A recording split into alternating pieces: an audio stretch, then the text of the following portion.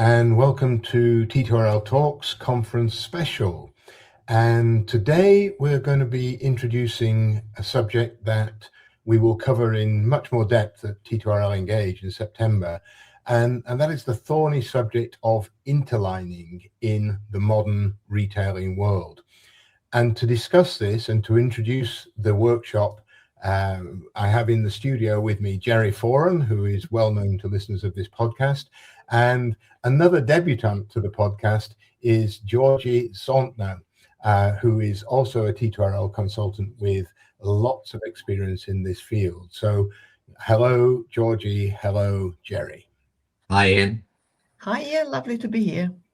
So let's kick off with some real basics. Jerry, just what exactly is Interline and why does it matter? Well, I suppose one of the main reasons, if you think of the airline industry and airlines, unlike other industries around the world, particularly in more modern times, a lot of banking, for example, companies being able to merge and be global and be everywhere. That doesn't work for airlines, either operationally or with legal entities like governments and the rest of it. So no airline can serve all of the places that all of their customers would ideally like to go. And if they want to ensure they get the maximum amount of revenue they can, even in today's world, then they would normally need to partner with other carriers. So Interline basically grew out of a requirement for airlines to work with each other in order to ensure customers would have a wider choice of destinations which would benefit all airlines in that arrangement, as well as also making it easier for the customer, both in terms of the journey, understanding it, the through baggage piece and all of the bits that go with that. So it's a better customer proposition and it enabled the airlines to effectively extend their network. Okay, so that's why airlines want to do it, and that's why it's a good thing for customers that airlines are able to do it. The current processes for Interline really stem all the way back to the IATA Traffic Conference in 1947, when some of the basic relationships were defined. So it's a process that's been with us for a long time. What about it works well today? I think the basic idea of it from the start was that airlines that were going to interline with each other were all going to be covered by one agreement known as the MITA agreement, or what does it stand for, Gyorgyi? Multilateral Interline Traffic Agreement. There you go. I always forget that one. And so it's one agreement, and it's clear. And that works very well for airlines. It enables airlines to understand very clearly what they're contracted to doing, what they need to ensure the customer gets from a customer service perspective and all the rest of it. So it's a very easy way for airlines to do business with each other, and also clearly enables them to do that without breaking any regulations there might be about airlines talking to each other. So it is a mechanism which makes it very easy for airlines to set up agreements between each other and to deliver it. And providing they've got the right technology in place, it's very easy and very quick for them to do. Once they've done one, all the others follow in the same pattern. Okay, so if two airlines are both party to the MITA and they want to create an interline relationship, basically they just have to say, I want to interline with you now, tick a box, and away you go. Yes, they can, they can concur automatically, or they can view each one separately, but that's the way it works. The underlying agreement across airlines is the MITA, but they could, of course, have bilateral arrangements which have increased over time, where the MITA didn't cover the kind of relationship that the two carriers wanted to have. Okay, so that all sounds, really good, really working well. Gyorgyi, why do we need to change? What about it doesn't work very well in today's world? Well, while the current arrangement is very robust, as both of you mentioned, it has been in place for decades, and life evolves. Airline relationships evolved and pricing structures evolved over time, and they do not easily fit into the existing structure. There are three key limitations of the agreement and the current arrangement. And probably the first and most contentious one is the fact that the interline partners participating in the journey have limited control over the revenue that they receive. When the interlining was initially set up all those years ago, we've had government-approved FAL fares. Most airlines operating the same routes apply the same fares. And therefore, there was little dispute, little area for contention, whether that fare is acceptable for settlement with each other. Since the regulation, over time, airlines have been filing their own fares, and the fare quoted to the customer is based on the fare filed by the most significant carrier in the journey. There are rules set up on determining who the most significant carrier is, but we don't really want to get into that level of detail on this podcast. The carriers file their fare mostly via ATPCO, which is the biggest fare publishing company in the airline industry. And for expediency, it is assumed that all carriers participating in the journey for which the fare owning carrier files the fare concur to that particular fare. Now, airlines have the opportunity to opt out of concurrence, but most don't do that because that would prevent them actually being able to participate in those fares and having the interline traffic coming over their routes. So that's not the method they use to try to control their revenues. What they are trying to do is put in place other various revenue protection options like filing provisos in the Multilateral Product Agreement or signing special product agreement with each other. But they all have limitations, and agreeing special product agreement is time consuming, amending them is time consuming, and therefore they are very difficult to optimize. In addition to that, an increasing percentage of the ticketing airline revenues collected via non-interlineable fees like YQYR for fuel surcharges or payment method fees, which are not shared with the interline partner participating in the journey. This is a particularly sensitive issue when it comes to disruptions, and it is and airlines need to determine what the applicable fare to pay. Private fares, which are fares that are not visible to other airlines, and the non-interlineable fares are not normally shared during an interline during any voluntary reroute situations, and even when the rules are clear. The ticketing and the operating carriers might not feel that the settlement value that they arrive at following the rules is fair for either of the parties. So finding a solution when the interline partner receives the fare that they believe they are entitled to and they can determine it at the time of the booking made on their services is a critical issue to resolve going forward. In addition to the fare control, there are an increasing number of airlines that do not want to sign up to the current interline process because they don't like the MITA, they don't like the rules and the message standards set in the MITA. They find it onerous, but what they would like to do is interline under different terms. And like the low-cost carriers, for example, and many full-service carriers would find value in interlining with those carriers that are not signing up to MITA. So finding a solution for that to give that flexibility is quite important. And thirdly, but not lastly, the current interline process is not really suitable for settlement with non-airline partners. Airlines made workarounds with train and bus companies in the past, but what modern airline e-tailing is about is to be able to sell any service that the customer might want in association with the air transport requires a new set of agreements. Okay, so there's a lot to digest there.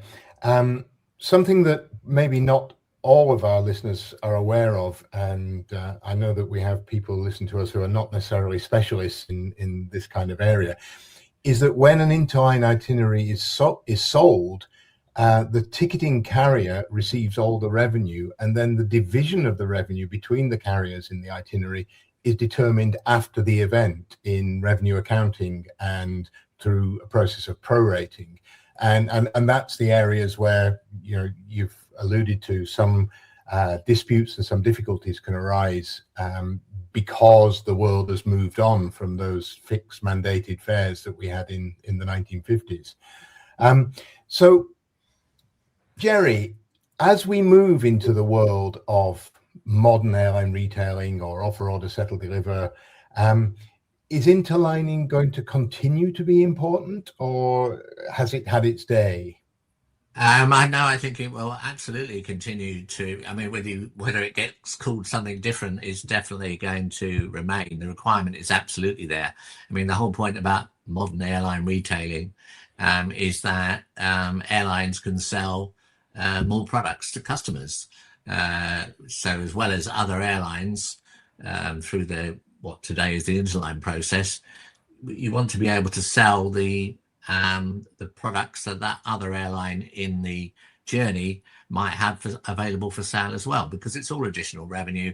It will all have some kind of payback to the airline. So in a modern airline retailing world, if anything, it's more essential that there is something there to replace what exists today to ensure that the airlines can take full opportunity from a revenue perspective, as well as offering customers a better overall product rather than them have to go to multiple places to buy it, for example. So yes, as with Amazon, you can buy different products by different suppliers. Interlining is or the idea behind interlining still will exist in modern airline retailing in order to deliver that. Okay, so Gyorgyi, I know you've obviously given this a great deal of thought. What do we need to put in place to enable interlining to function effectively in the modern retailing world? Thank you, Ian. Well, you know, the fact that we said that the MITA has limitations, it doesn't mean it didn't serve a purpose.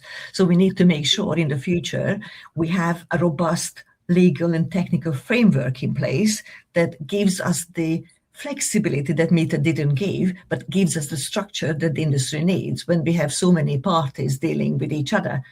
The agreements, the legal framework that need to be in place need to clearly state the roles and responsibilities of all parties that are providing services in the order that is put in place by the customer, and both for normal operation and also for disruption, since disruption creates the biggest dispute area today. So that is important that we address the scope for that in the future, and explain how everybody in the journey needs to carry out their obligations.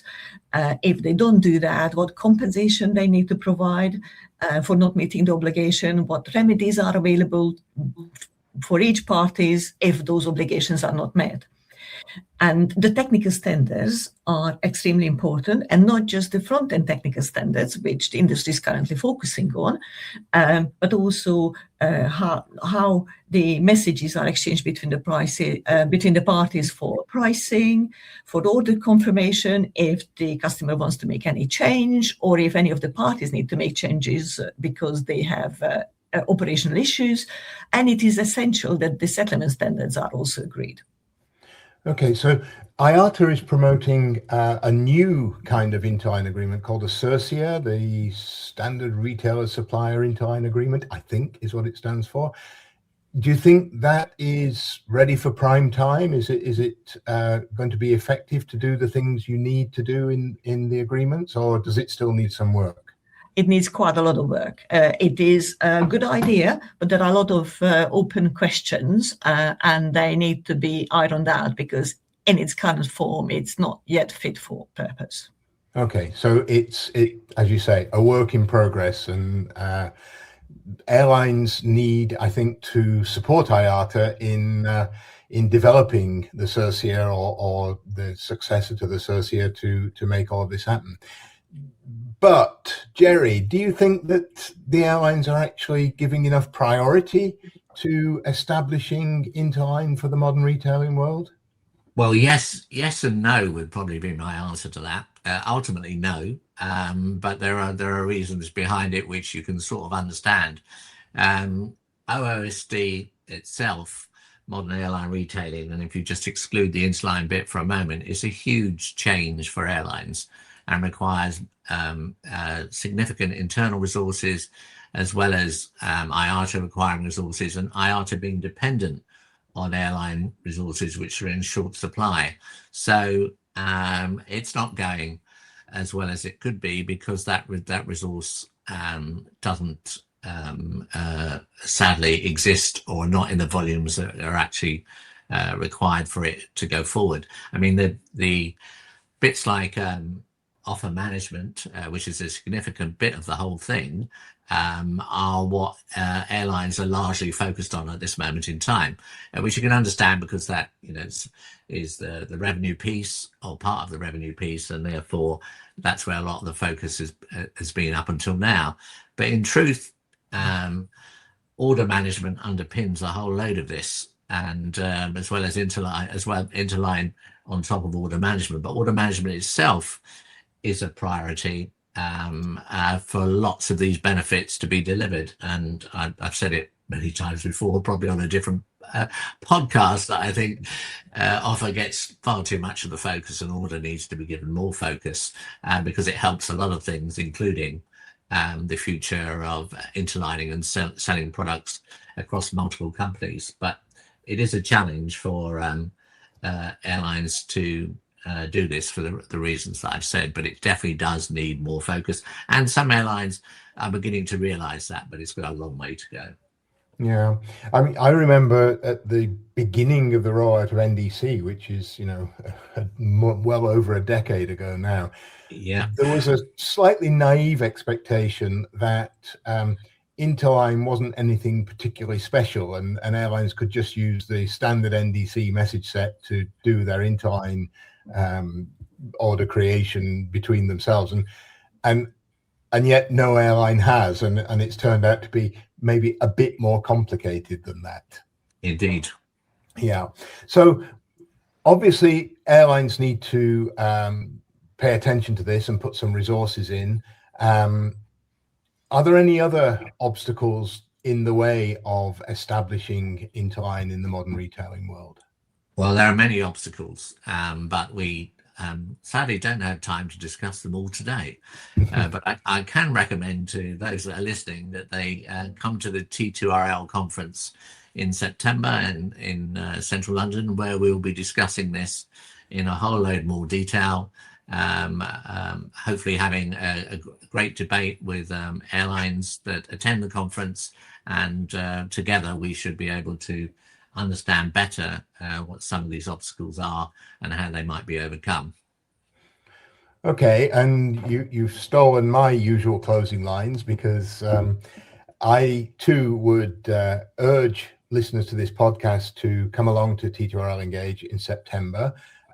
There's a lot more in the conference than just this workshop, but really this workshop would be justification by itself. It will be Jerry and Gyorgyi will be conducting the workshop, and I think we should be able to make a lot of progress in understanding where the path to interlining in the modern retailing world may lie.